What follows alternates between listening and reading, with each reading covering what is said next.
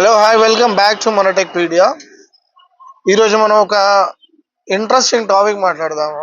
Interesting topic అంటే మామూలు interesting topic కాదు. ఇవాళ మనం డిస్కస్ చేసేది నేను కొన్ని యాప్ల గురించి చెప్తా. ఆ యాప్లలో జరిగే భాగవతాల గురించి కూడా చెప్తాను అనమాట. సో కొన్ని యాప్లు మీ పార్ట్నర్ ఫోన్లో కానీ మీకు తెలిసిన మీ పిల్లల ఫోన్లో కానీ ఇట్లాంటి యాప్స్ ఉంటే మాత్రం ఆ, కొద్దిగా అప్రమత్తంగా ఉండండి.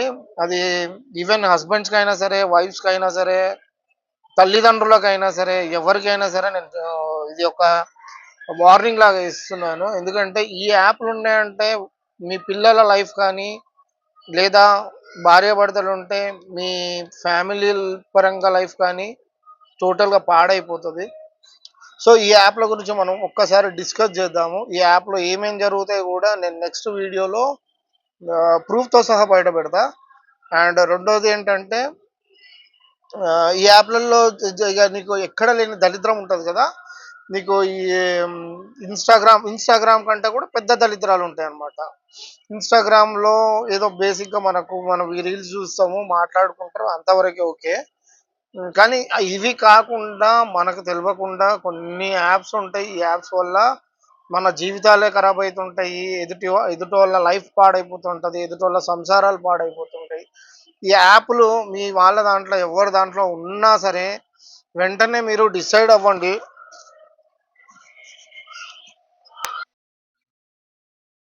వెంటనే మీరు అప్రమత్తం అవ్వండి అండ్ కొద్దిగా జాగ్రత్త పడండి. మీ ఆపోజిట్ పార్ట్నర్ మొబైల్లో యాప్ ఉంది అంటే ఒకసారి ఓపెన్ చేసి చూడండి యాప్లో ఏం జరుగుతుంది. యాప్లో వాళ్ళకంటూ ఏదైనా పర్సనల్ గ్రూప్స్ ఉన్నాయా, పర్సనల్ చాట్స్ ఉన్నాయా, ఓపెన్ చేసి చూడండి. ఎందుకంటే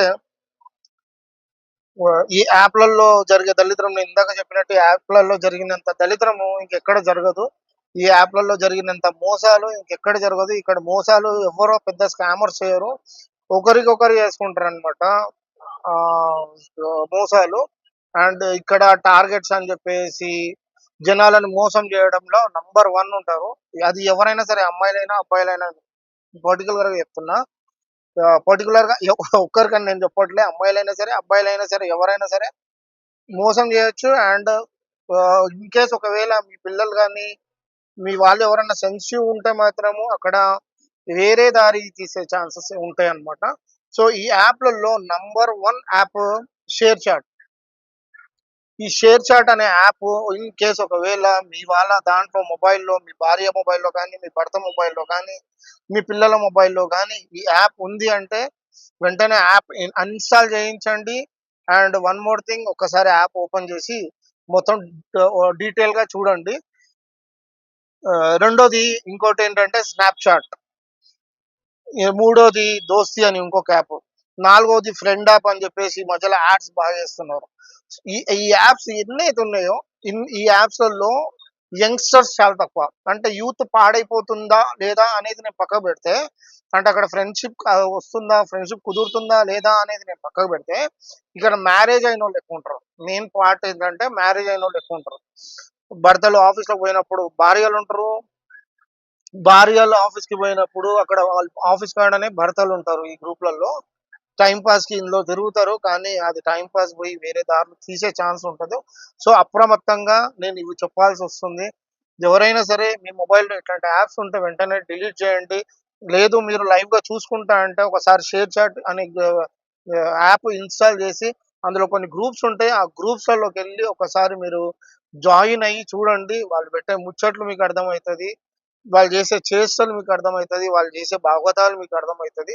అక్కడ ఎన్నెన్ని జరుగుతుంటాయి, ఏమేమి జరుగుతుంటాయి, పెళ్ళైన వాళ్ళు ఎంతమంది ఉంటారు, పెళ్లి కానోళ్ళు ఎంతమంది ఉంటారు, భర్తలకు తెలియకుండా భార్యలు ఎంతమంది ఉంటారు, భార్యలకు తెలియకుండా భర్తలు ఎంతమంది ఉంటారు. సో ఇవన్నీ మీకు బయటపడతాయి. సో ఇట్లాంటి యాప్స్ నుంచి దూరంగా ఉండండి. నేను అందరికీ చెప్తున్నాను. జై హింద్, జై భారత్, బీ సేఫ్. ఫైనల్ గా నేను ఒక మాట చెప్తాను. మనం అప్రమత్తంగా ఉండాల్సింది స్కామర్స్ తో మాత్రమే కాదు, ఇలాంటి యాప్స్లలో కూడా ఒకరికొకరం కూడా మనం అప్రమత్తంగా ఉండాల్సిందే. జై హింద్, జై భారత్.